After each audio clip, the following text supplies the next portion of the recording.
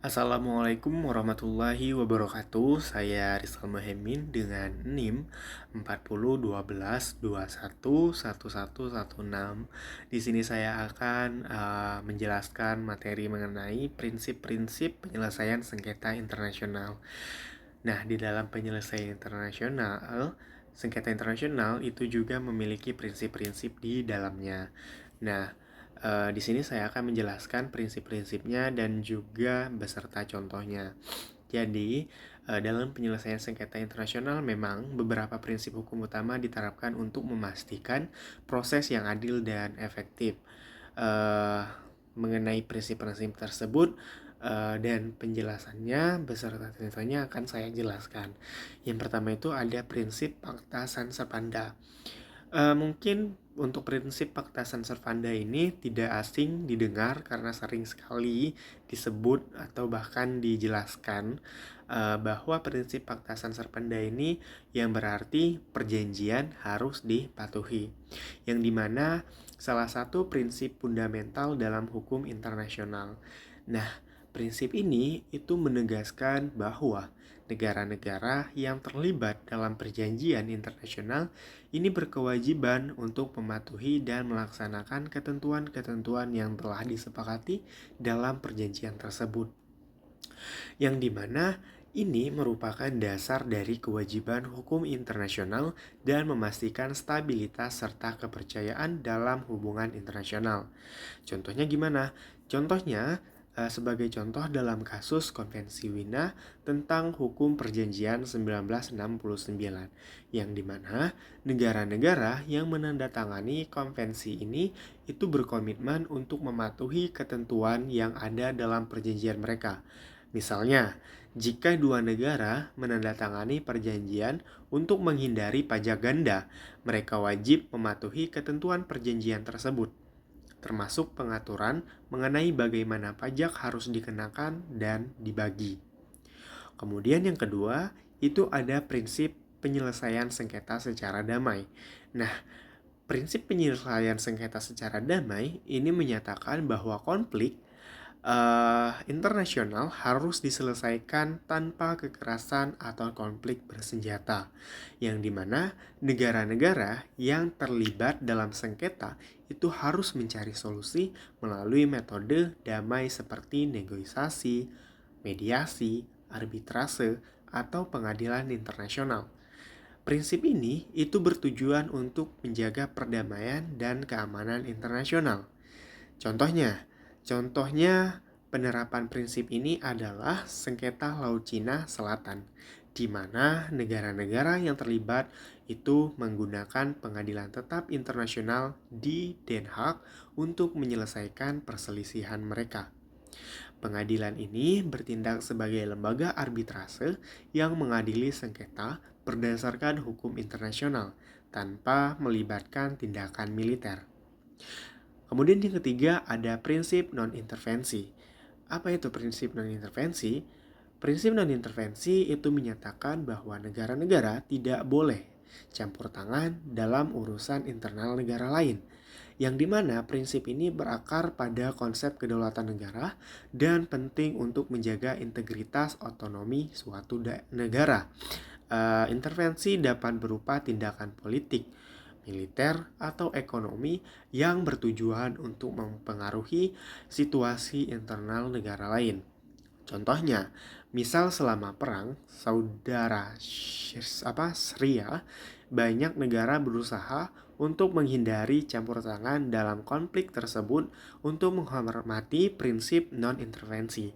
Meskipun beberapa negara memberikan dukungan politik atau kemanusiaan tanpa melanggar prinsip ini secara langsung.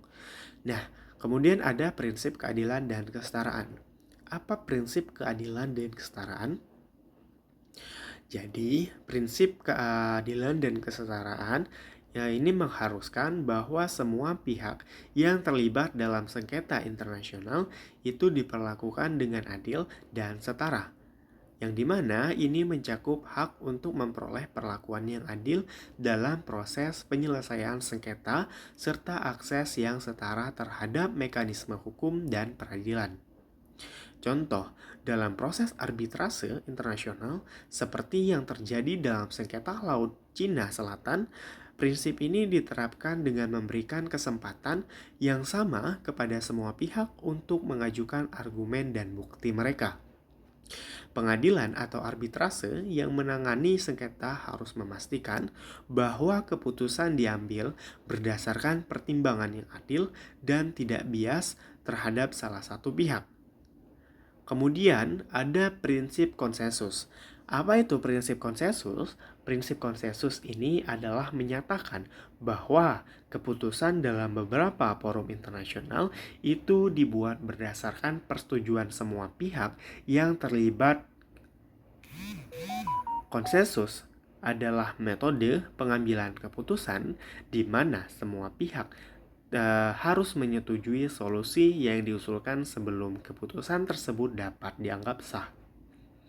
Contoh, dalam konferensi perubahan iklim PBB atau COP yang dimana keputusan akhir seringkali diambil berdasarkan konsensus di antara negara-negara peserta.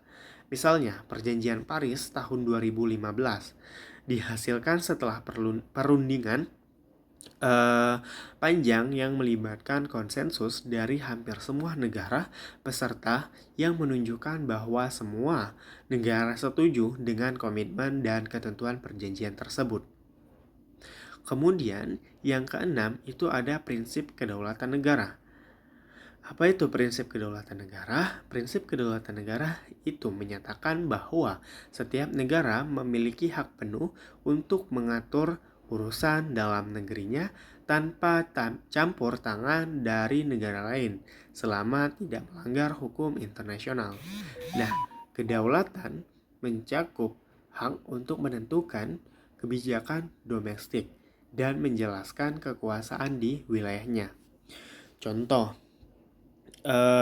Sebagai contoh, program nuklir Iran itu merupakan isu yang melibatkan prinsip kedaulatan.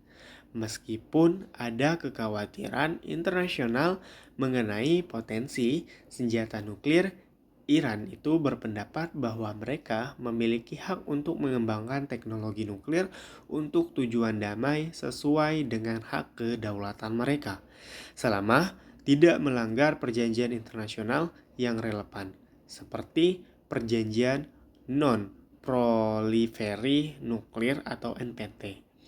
Nah, prinsip-prinsip ini membentuk kerangka hukum yang penting dalam penyelesaian sengketa internasional, yang dimana untuk memastikan bahwa prosesnya berlangsung dengan cara yang adil, damai, dan sesuai dengan norma-norma hukum internasional.